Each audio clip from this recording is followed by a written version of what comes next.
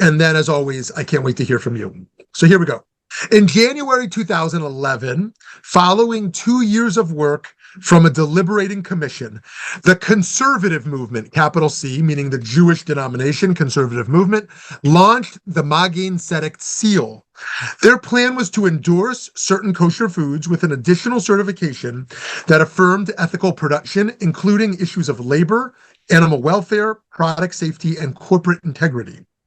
These are all issues I cared about and had organized for, and I agreed with the positions and goals of the Magen Tzedek team. I also have a great deal of respect for the people involved in the leadership of the conservative movement. And yet, if someone asked me, I would have advised against the launch of the Magen Tzedek seal. So why did I oppose this effort privately? I didn't publicly oppose it. The answer has to do with what happened to the Magen Tzedek project. After raising a lot of money and getting a ton of media attention, they disappeared only a few years later, having certified 0 products as ethically kosher. Their website and social media are still online today, all untouched from how they appeared in 2013, over a decade ago, website untouched. The effort had failed, and I expected it to fail, not because I didn't believe they were good or capable people, or because their mission was not worth fighting for. I expected them to fail because I had tried to do the same thing.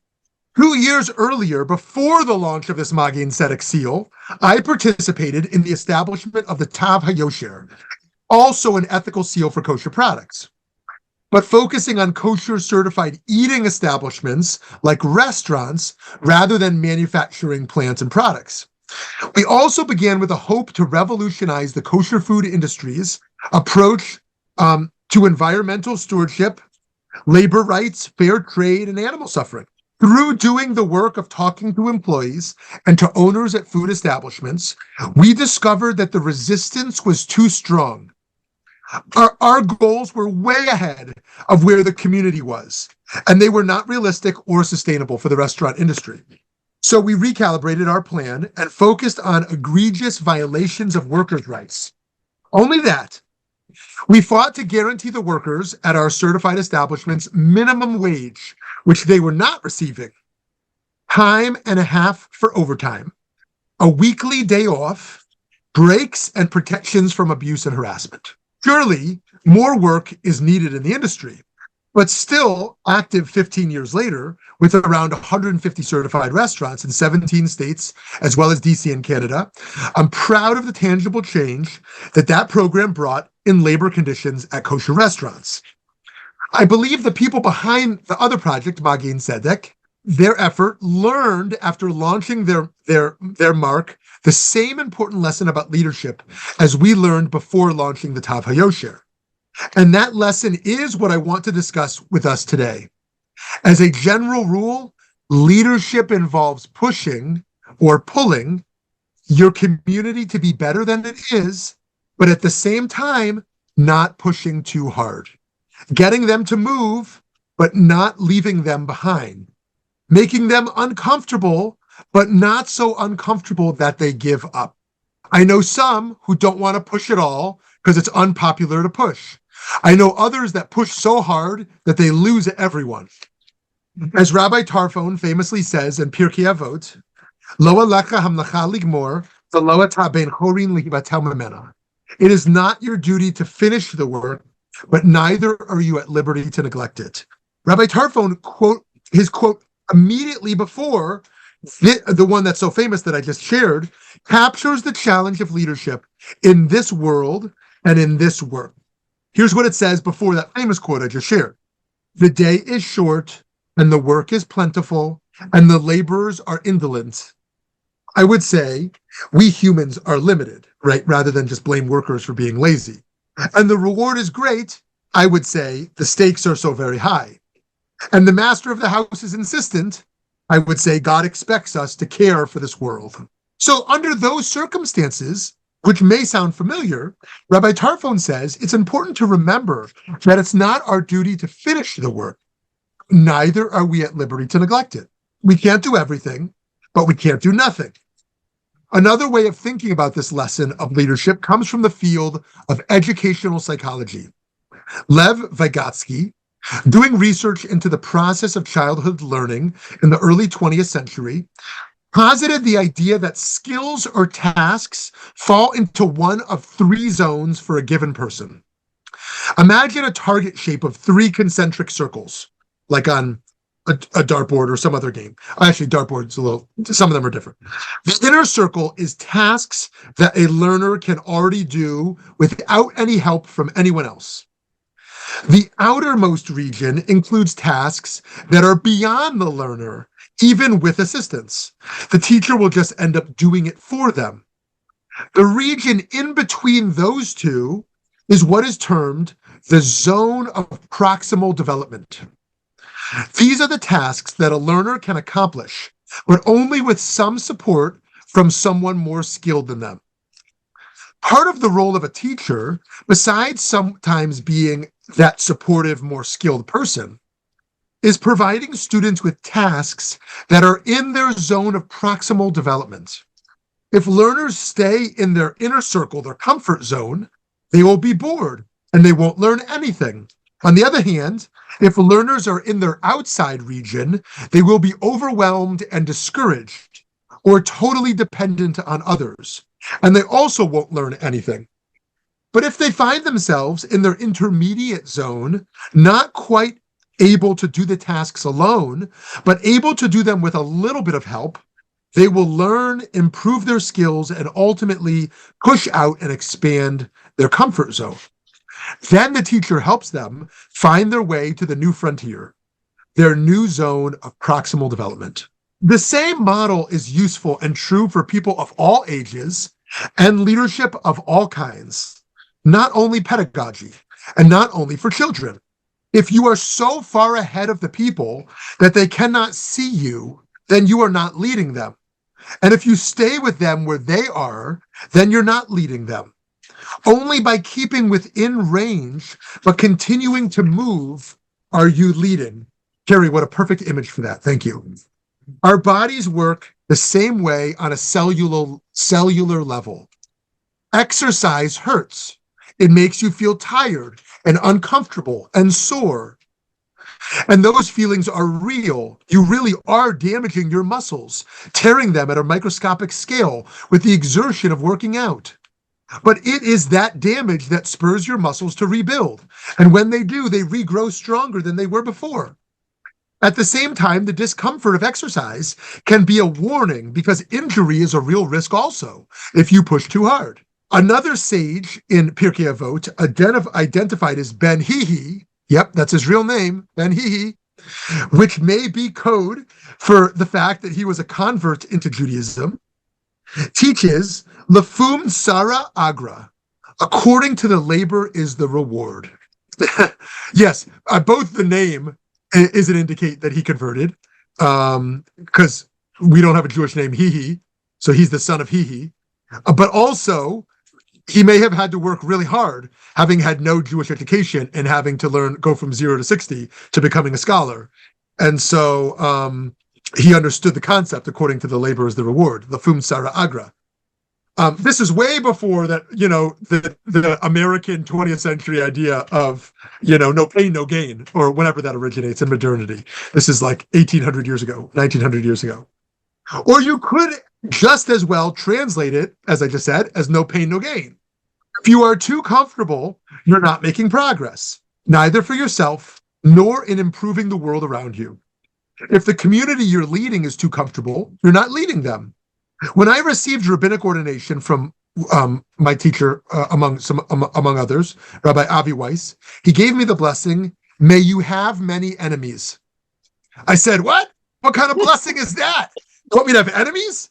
He said, "How else will you know you are making change if you aren't making people upset with you?" At the same time, the book of Deuteronomy tells us the very clear message in Sefer Devarim. Surely this instruction, which I enjoin you upon this day, is not too baffling for you, nor is it beyond your reach. It is not in the heavens that you should say, "Who among us can go to the heavens and get it for us and impart it to us, that we may observe it?" Neither is it beyond the sea that you should say, who among us can cross to the other side of the sea and get it for us and impart it to us, that we may observe it? No, the thing is very close to you, in your mouth and in your heart, to observe it. The Torah and all we learn from it about how to live in and improve the world are fundamentally within our reach. Accessibility is a vital, deep part of learning from Jewish teachings, and that is as true for our leadership of others in the ways of Torah as it is in our own learning to walk the ways of Torah itself. Right? So, friends, although there is a strand of Jewish theology where people believe Geula, redemption, will all come from God, that we are not partners in a covenant. I believe that is a minority and a fringe view in the history of Jewish ideas. I think that the mainstream idea is Beit, that there is a covenant, a divine human partnership in repairing the world, and that we don't just have faith that God will redeem the world, but rather humans have to roll up their sleeves and create change in the world. And we have to navigate a messy world and not just rely upon divinity to do that for us. And that, as we just said in Devarim, in Deuteronomy here, it is not in the heavens. Truth is not in the heavens. Yes, maybe capital T truth, but lower T truth is right here in our mouth, in our hearts, within our grasp. We are responsible to show moral leadership because we can and because we must. So I want to tell just one more story from our tradition that emphasizes this lesson. And then I want to talk about a sensitive issue for which this lesson is relevant right now. Masechet Bava Batra, Tractate Bava Batra in the Talmud, the Babylonian Talmud, tells a story of what happened after the destruction of the Second Temple. I want to remind us, because we're in the 3 weeks right now. We're in the 3 weeks of mourning historically for a history of Jewish tragedy and world tragedy. And many people don't yearn for a temple anymore, because why would I want this temple? Let's bracket the temple. I want to just emphasize how big the catastrophe was. Many of us are in touch with the Holocaust because maybe we had a parent who was a survivor, maybe we had a grandparent, maybe we had another family member. And so we know the stories. We know how catastrophic it was that 6 out of 18 million, 1/3 of the Jewish people were wiped out. And along with so much else, in addition to people being the most significant, of course. But in the year 70 Common Era, meaning around 2,000 years ago, just under 2,000 years ago, what happened in this exile was not just the burning down of the temple, as significant as that was. And that temple represented, imagine all of our synagogues burnt down. Remember how traumatizing Squirrel Hill was, the Pittsburgh shooting? I mean, a dozen people were killed, not to minimize that. That was historically the biggest act of terrorism against the Jewish community in America, in the history of America, right? That's how significant it was. But it was a dozen people, right? And one synagogue. Imagine now every synagogue burned down, God forbid, or that synagogues around the world were attacked all at once. This was the synagogue. There was no other synagogues. This was the center. This was the JCC. This was the Federation. This was the synagogues. This was every Jewish institution. This was the place. And so when this place burned down, the entirety of the establishment was destroyed. If that's not enough, all of the Jewish people living there are put into exile, have no more sovereignty, and lost their homes, everything. So yes, not every single person was murdered, but the level of catastrophe. And so in this 3 weeks period, we're thinking about that, and also just how tenuous and how flimsy our human society is today, how democracy can be toppled, countries can be taken down. We've seen in recent decades, genocides can happen so easily without the world even responding.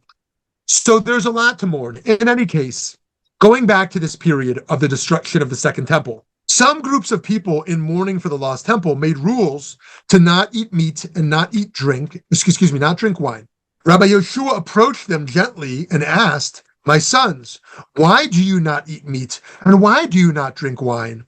They answered, "Shall we eat meat that was brought as a sacrifice on the altar that is now gone? Shall we drink wine that was poured as libations on the altar that is now gone?" Said Rabbi Yehoshua, "If so, we won't eat bread because the grain offering is gone." They answered, "We will live on fruit." Rabbi Yehoshua said, "But the first fruit offerings had been canceled also." They said, "We can eat other fruit that aren't included in the offering." Rabbi Yehoshua said, "We cannot drink water because the water libations are gone." At this, they were silent.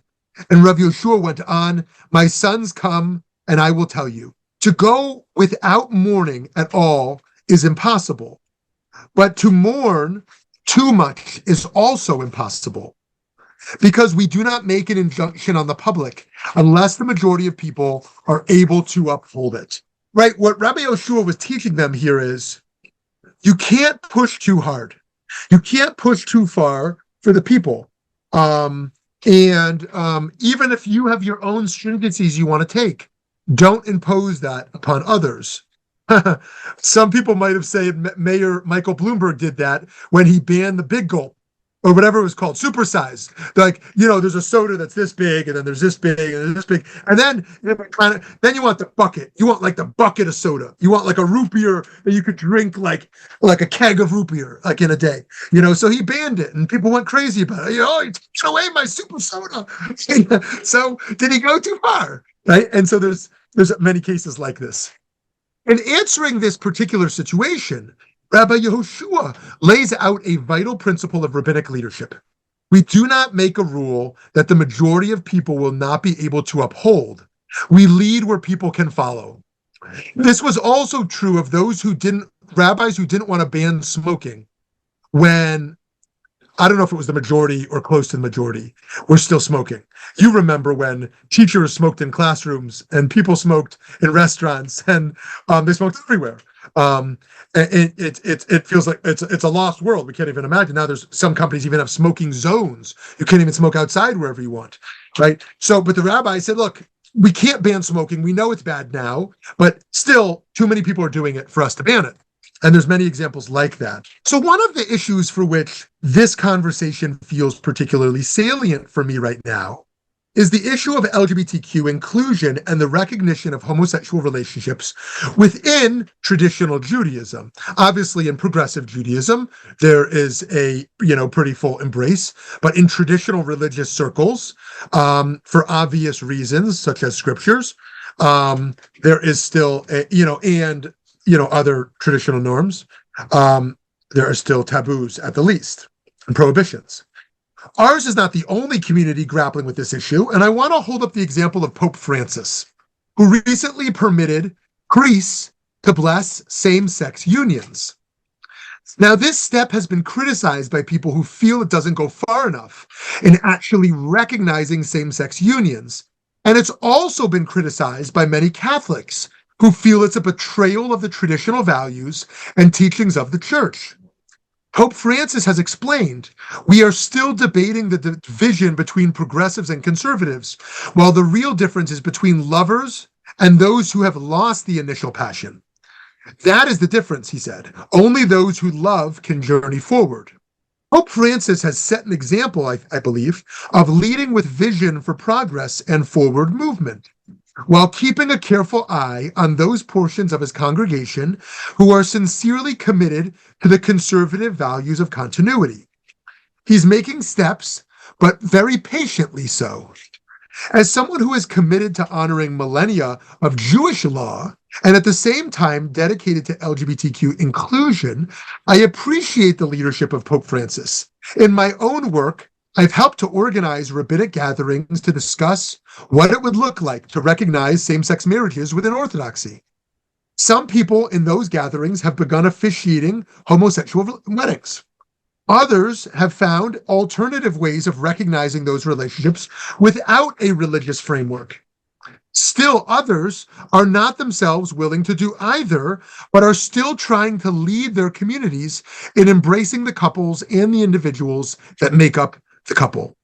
As a leader in the midst of contentious issues like these, which really matter to people's lives, It's easy to find yourself not making anyone fully happy, but you can still show in good faith your commitment to a process, and you can still help people within your discomfort to move toward progress by pushing, but not too hard. The same could be said, like a similar issue in the Reform movement, and in the conservative movement, would be interfaith weddings. If you look at the recent decades and how liberal denominations have engaged with the conversation of interfaith weddings, and even just last month, the Reform movement's monumental ruling that rabbis can now be in interfaith marriages. That was a few decades of pushing. That's something that traditional Judaism would reject, and that the Reform movement rejected even a few months ago. So these types of transitions that sometimes take decades. So friends, to conclude here, there's something to say for being comfortable.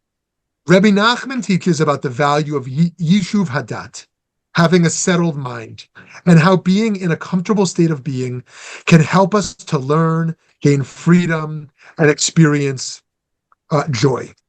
Beyond the mind, the rabbis teach that we should pursue what's best for our body as well, and they suggest silence. Even while we want the comfort of the mind and the comfort of the body, we need challenge too. We learn in Pirkei Avot, according to the labor is the reward. So for all of us, we must learn the right balance between comfort and productive discomfort, between growth and stability. And to conclude, on this topic of leadership, this is our first lesson that I believe we can learn. That in whatever ways we exercise leadership with our children, with our grandchildren, in our Jewish community, in society, that we have to ask, where is the dream? What is the vision of where I want to go? And what are the baby steps to get there? And how can we bring people along in a way that honors their dignity, honors a collective process, rather than just screaming at people that they're anti-Semites or racists or bigots, or they're on the other side? How can we actually help bring people along and bring more light rather than heat? All right, friends, I'm going to pause there. I would love to now open the question, starting with Matthew Newman. Thank you very much. One comment. In the world of internet and sound bites, we don't see much quiet leadership that we used to have. And if I think of a sports analogy, go back to 1947 when Jackie Robinson integrated baseball. And there was a petition on the Dodgers to kick him off the team. And Dixie Walker was one of their stars. And Branch Rickey traded him to get him off the team. But the more important lesson of quiet leadership was Pee Wee Reese, who was the shortstop and the captain, who was from rural Kentucky. And the first time they played in Cincinnati, which is really a southern town, all his friends and his family were there to watch him. And there were massive booing and threatened attacks on Robinson. And Pee Wee Reese walked out and put his arm around him and stood in the infield. And Robinson apparently said to him, "What are you doing here?" So if they're going to shoot you, they have to shoot me too. And Reese never said a word, but he set an example. And I think in the world we live in today of instantaneous everything, you don't see politicians and business leaders having the time to be a quiet leader and slowly bring people along. And that's just my thought on what you were saying. That, there's no time to pause. There's no pause button to think. Yeah, I love that. I'm so glad you shared that. I think very much resonates with this point, that if someone is just yelling and pulling everyone forward constantly and pushing so much, that model will be very limited. Winston Churchill once said, "Courage is what it takes to stand up and speak. Courage is also what it takes to sit down and listen." And I love that quote, because normally we only say the first part. The courageous one, the leader, is the one who stands up and says what no one else will say. And that's a great model. But also, this leader is the one who knows how to sit down and be quiet. and listen. And sometimes that approach can create far more change as well. During segregation, it was the person who didn't go along and didn't join in, had the courage to not join the Klan, to not picket. Looking at the civil rights movement, a lot of ink has been spilled comparing a Dr. Martin Luther King Jr. approach to a Malcolm X approach. And, I'm not going to go so deeply into that. But one of the cases made for the nonviolent civil disobedience approach, as opposed to a violent approach, among many other values and factors, has been this question of how hard are we going to push, and what will the perception of that be.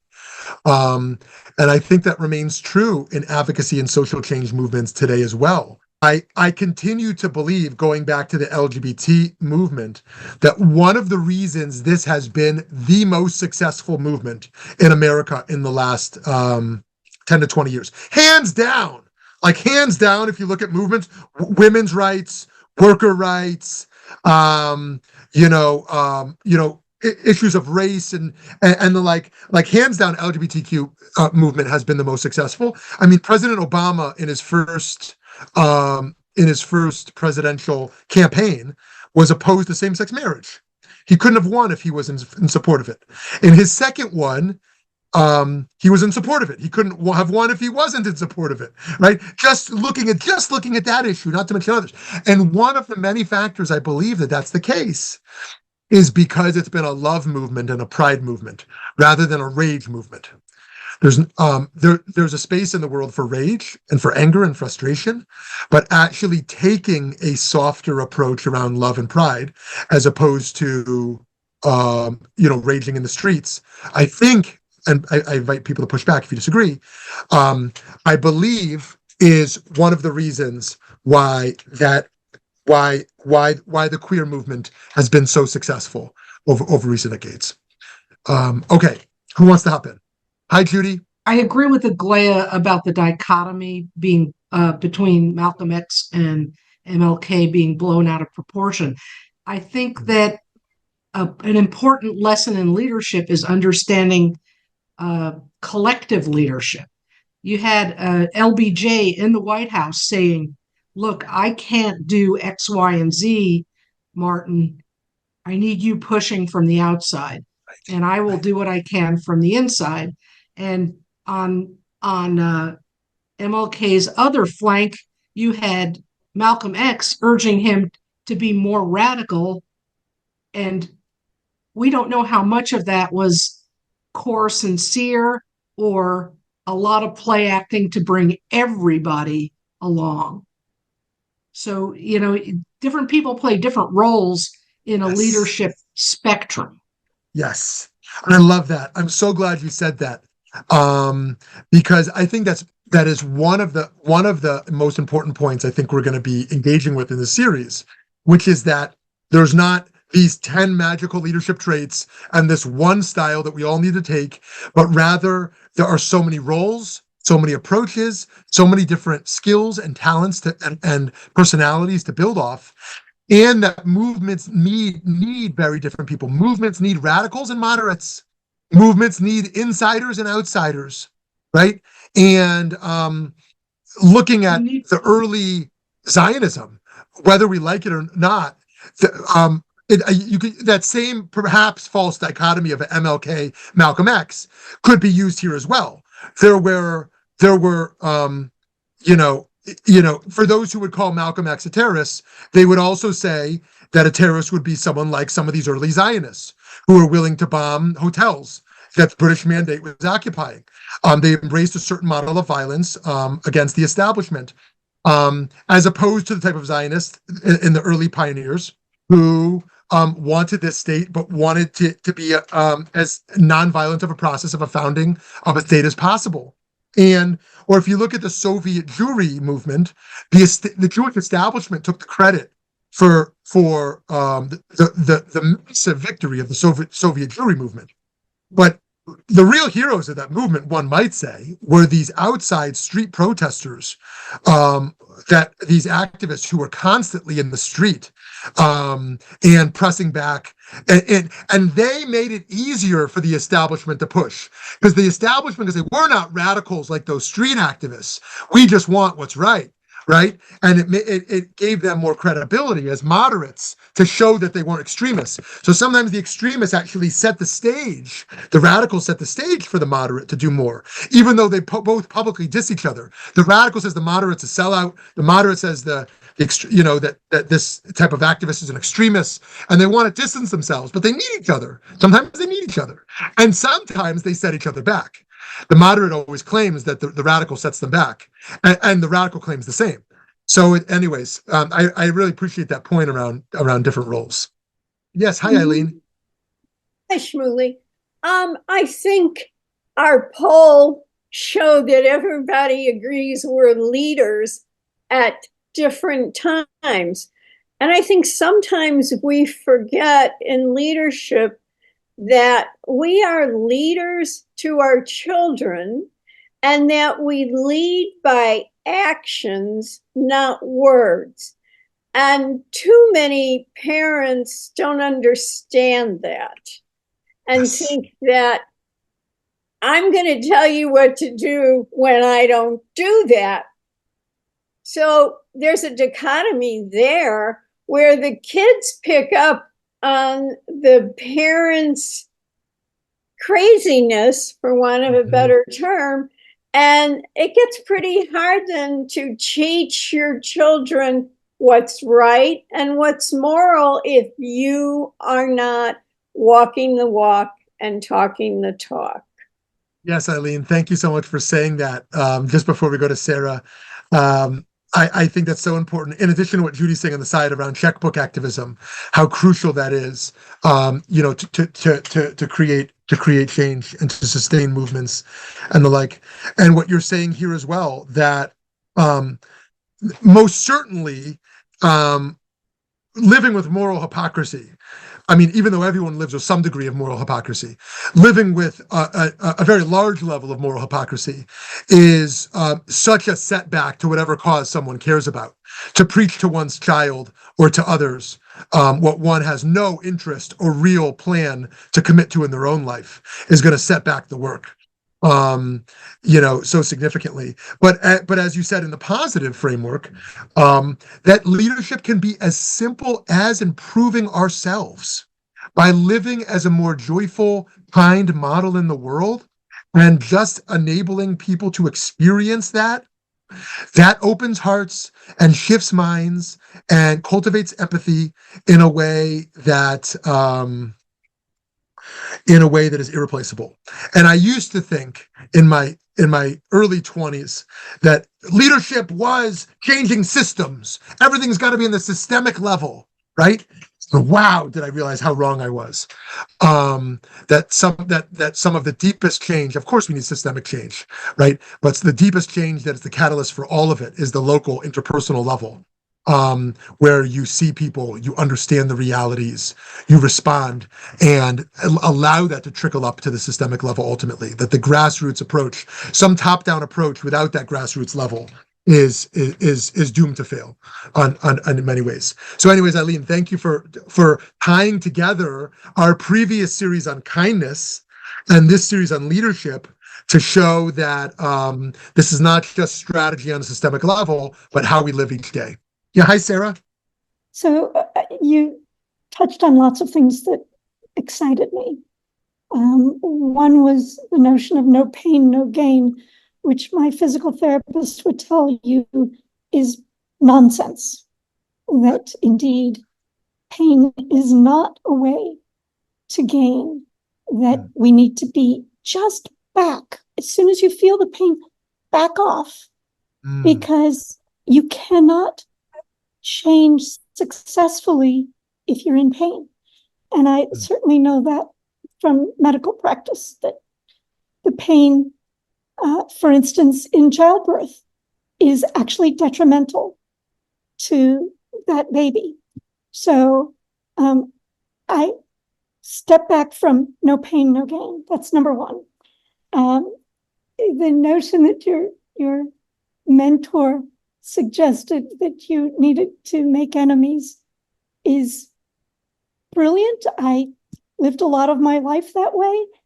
And going to that grassroots place, we have to create coalitions. We have to actually find places of agreement and understanding, no matter how diverse our opinions may be. I go back to that notion that we all have fundamental needs. And if we can get there, we can get around what appears to be absolute differences in approach. Another thing that you said was that, well, there were so many things. And maybe I should actually stop there because that's probably enough at this point. But okay, well, I hope you'll come back in. Good. I hope you'll come back in the chat or when in the conversation when the time feels right. But you've already shared so much with us, and I appreciate all those points. I'll just engage with two of them and invite others to as well. Yeah, the first, I think I really appreciate that point around pain, and maybe defining what we mean by pain might help, or replacing that with another word. Yeah, I think that the type of pain you're referring to makes a lot of sense to me, that we don't want to romanticize that, or pretend that, suffering or pain is productive. On the other hand, there is something around what Judy calls ache, or that one might call discomfort. I used to think as a parent, my goal was to make sure my kids feel no pain. And then I realized that that's a failed parenting model for me, that enabling them to safely experience pain is part of them maturing, or discomfort, whatever word we want to say. Heartbreak in a relationship, or the experience of being shamed. Like, I don't want them to be shamed, but I also don't want to shield them from the realities of the world. And so, yeah. So anyways, lots to say about that interesting point you brought up. And I agree with your point. And I think there's some other category I'm engaging with. And then on the point of having enemies, to be sure, again, because this is pluralistic, I do think there is another approach. Some of you who I know here, and certainly my mother, are people who people would say everybody likes them. Everybody likes them. This is just such a thoroughly nice person, right? And I don't want to say that that's a failed leadership model. There is a model of everyone likes them because they're just a pleasant person who makes people feel good. And that's a beautiful approach. There is this other approach, which I'm also engaging with, of you should be blessed with many enemies. Because if you love people enough, you stand up for them. And if you stand up for them, then the person who is trying to hurt them, or trying to benefit unfairly from them, is going to be upset with you. And so sometimes having some enemies means that you love people enough that you'll fight for them in the world. So yes, I want to promote both. Those who like the approach of being loved and being pleasant, and those who like the approach of pushing enough that they're going to have some enemies. Hi, Gary. And then over to Toby. Good morning, everyone. Hope everyone's doing well. I just wanted to throw my hat in the ring in that there are different types of leadership. And I think that leadership really begins with me or I. Just what Eileen was saying is you got to talk the talk and walk the walk. But if you don't know or don't have leadership to show other people what it's supposed to be like, then where do you start? Like Sarah and I in medical education, there needs to be some type of a mentor on how you act with patients, or and those types of things. And if nobody's out there to show you or mentor you, then they have no idea where to go. And that even starts, I think, as a child, as Eileen said, that it can be as simple as standing in a grocery line, and instead of looking at your phone, say, hello, good morning, how you doing? Open a door for something. All the basic things that we should have been taught that are no longer taught, or no longer mentored. I mean, you just got to go to the market or a mall or any place else and see what's going on. I mean, I even see it at the VA where people walk at the VA where I work now, and people walk down the hall and don't even look you in the eye. You're just another object. So I think that's it's got to start within, and then obviously different personalities will go on to be big leaders in big organizations, but it doesn't have to be that. That's a unique thing. And I want to also address the enemies thing.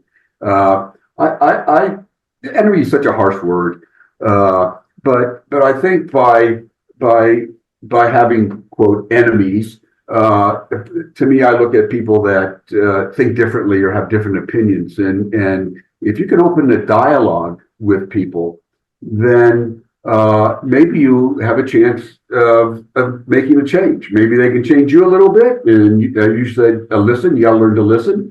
Get away from this hatred, or I'm right, you're wrong, and we're not going to talk. And now we're enemies. This is what happened during the election in COVID, where you broke up families. You couldn't have dinners together. I mean, that really went far, but it was that was reality. And I think that's why I hate the word enemy. It's such a harsh word. And the last thing I want to say is I was part of that activist world with Russian Jews. I was in high school, in college when that was going on, and so every Saturday night or a Sunday morning, we were out with posters around LA, marching, and I remember my parents, who's were first generation, said, be quiet, don't make a big fuss.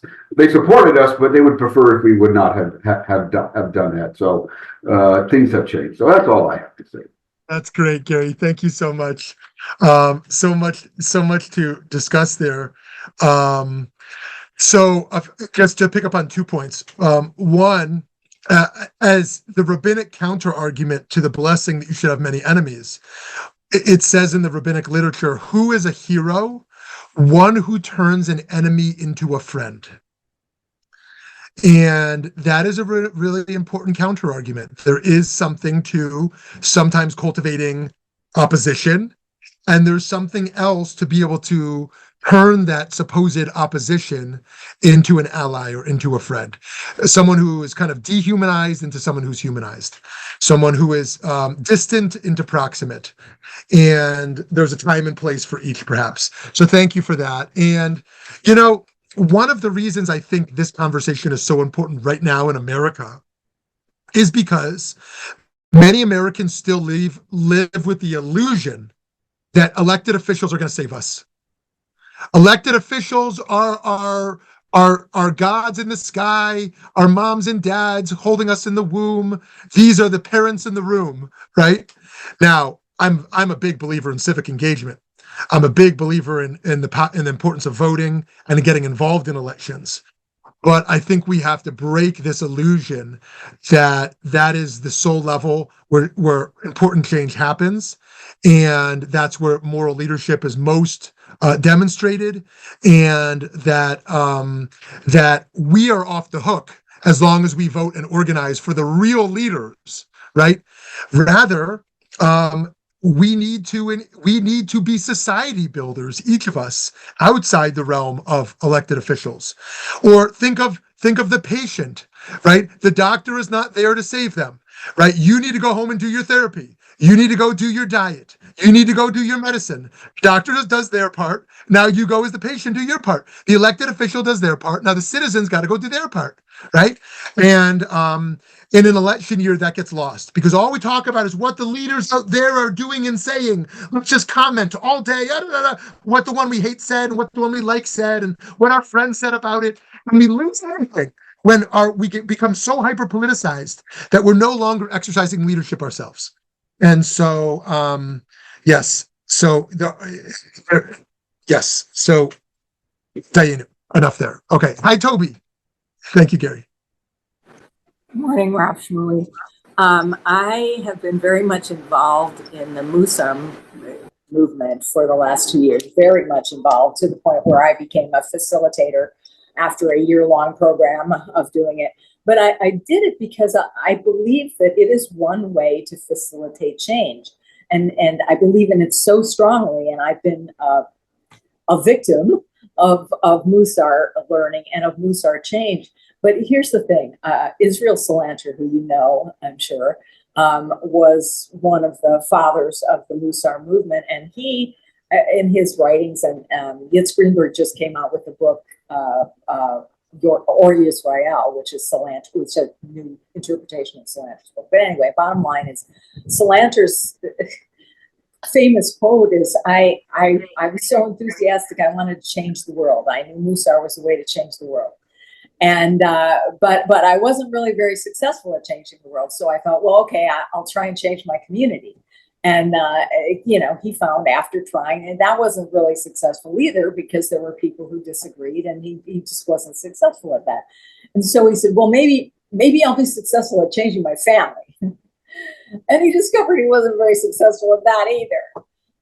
So he decided that the only thing he was really able to do was to change himself. And that's how you make change in the world. And I think that summarizes pretty much what you've said, Rob Shmuly, today. But anyway, I just thought I'd throw that out there. Thank you. Toby, I'm so glad you shared that. And I do recommend that book, which I read recently and studied in person with Rabbi Greenberg. And I want to make the plug that he's going to be speaking for us about his newest book, even after that, his magnum opus, in just a few weeks. Welcome you to that Zoom conversation, The Triumph of Life. I hope you'll join. I think he is the most renowned of living rabbis today. And I say that because each denomination has rabbis they respect, but he is one who is respected within, more or less within all of them. And I can't think of anyone else like that, today, who's kind of on that level. And his theology of Tikkun Olam and Selam Elokim and many others. In any case, to your significant point here, I have a love-hate relationship to that Rabbi Salanter quote. Mostly love. The part that distances me from it is it can give birth to a cynicism. So you can't change the world. You can't change your community. Like only do the most immediate. But I don't think that's what he meant. And I think mostly what he meant was the most effective and deep and transformational work starts right within us, and we can trust in the process of how that will have a ripple effect and will pour outwards into the world. And there is no other way. If we don't change ourselves, we will fail ultimately. So anyways, thank you for sharing that. Yes, hi, Judy. There is a yes and factor in leadership, because you've got to work on changing yourself. You've got to model as she's disappeared. Oh no, Eileen was talking about modeling within the family. And I agree with that. I practiced employment law for a while, and I found that people's everyday behavior was what they brought into the workplace and they brought into the world around them. So if you are not modeling and talking about good ways to react to uncomfortable situations within the home, within the workplace, within everywhere you are, then people don't learn good ways to be constructively disagree and constructively work forward, which is what we're talking about in leadership. So be kind to the person next to you and understand that has reverberations into the larger world. It's a yes and. Great. So well said. Beautiful. Okay, thank you all. This has been a wonderful learning opportunity for me to learn from all of you on these rich issues, and I'm really excited for the next 9 of these because we've only scratched the surface. And I'll give you the assignment, if it is pleasant and fun to you, to take 2 minutes after this and create your own list of 10. And I don't know if you've seen my 10 yet, but if you haven't, make your own 10 lessons, Torah lessons on leadership, and see how it lines up with the ones I'm going to share.